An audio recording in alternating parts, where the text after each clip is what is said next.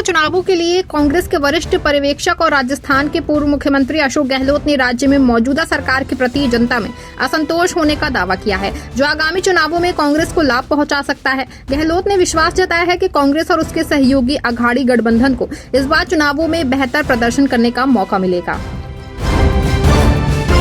महाराष्ट्र चुनाव को लेकर प्रदेश का सियासी पारा हाई चल रहा है। वहीं इस बीच महाराष्ट्र के डिप्टी सीएम देवेंद्र फडणवीस ने विधानसभा चुनाव में बागी उम्मीदवारों की बढ़ती संख्या को स्वीकारते हुए इसे सभी पार्टियों के लिए चुनौती बताया। उन्होंने कहा कि समस्या सिर्फ भाजपा नहीं, हर पार्टी में है। ये बात हमें माननी होगी और उनको मानना ही होगा।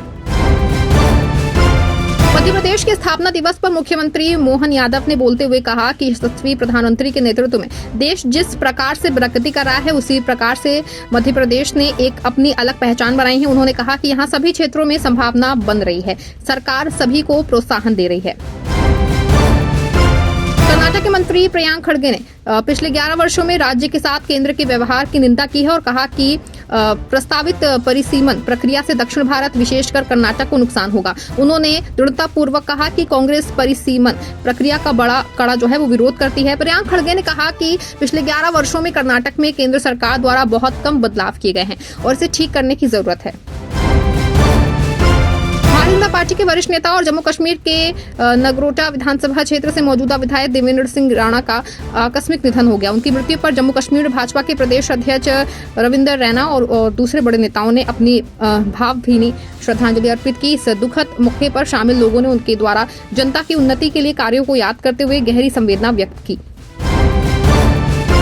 भारतीय जनता पार्टी के राष्ट्रीय प्रवक्ता शहजाद पूनावाला ने राष्ट्रीय राजधानी में प्रतिकूल वायु गुणवत्ता सूचकांक पर दिल्ली सरकार की आलोचना की। ऐसे में इसे लेकर उन्होंने कहा कि दिवाली से पहले स्थिति काफी प्रतिकूल थी और इसके लिए दिवाली के पटाखों को जिम्मेदार नहीं ठहराया जाना चाहिए। उन्होंने कहा कि दिवाली के पटाखे तो एक दिन की घटना है, रोजाना AQI 350 से ऊपर था। सिर्फ दिवाली के पटाखों को टारगेट करने से कुछ नहीं होगा।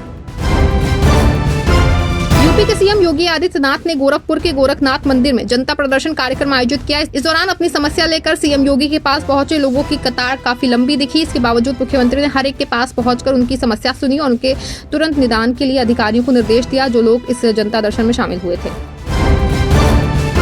हरियाणा विधानसभा चुनाव में संबंध में कांग्रेस की शिकायतों पर चुनाव आयोग से मिले जवाबों पर पार्टी ने असंतुष्टि जताई है। कांग्रेस ने आरोप लगाया है कि निर्वाचन आयोग ने हरियाणा चुनाव से संबंधित शिकायतों पर स्पष्टीकरण देने के बजाय गोलमोल जवाब दिए हैं। कांग्रेस ने चुनाव आयोग को अहंकार में डूबा हुआ बताया। कांग्रेस ने मुख्य चुनाव आयुक्त को 3 पन्ने की चिट्ठी लिखी है।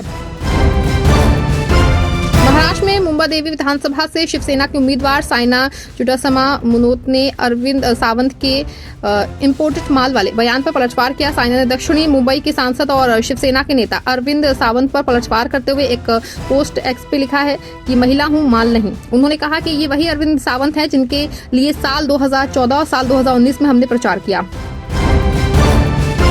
महाराष्ट्र विधानसभा चुनाव से पहले राज ठाकरे के बेटे और माहिम निर्वाचन क्षेत्र से MNS उम्मीदवार अमित ठाकरे ने कहा कि उन्हें जनता से भरपूर समर्थन मिल रहा है। अमित ठाकरे ने कहा कि मुझे जनता से बहुत समर्थन मिल रहा है और मैं घर घर जाकर प्रचार करने में विश्वास रखता हूं। मैं अपने निर्वाचन क्षेत्र के विश्वास के लिए काम करूंगा।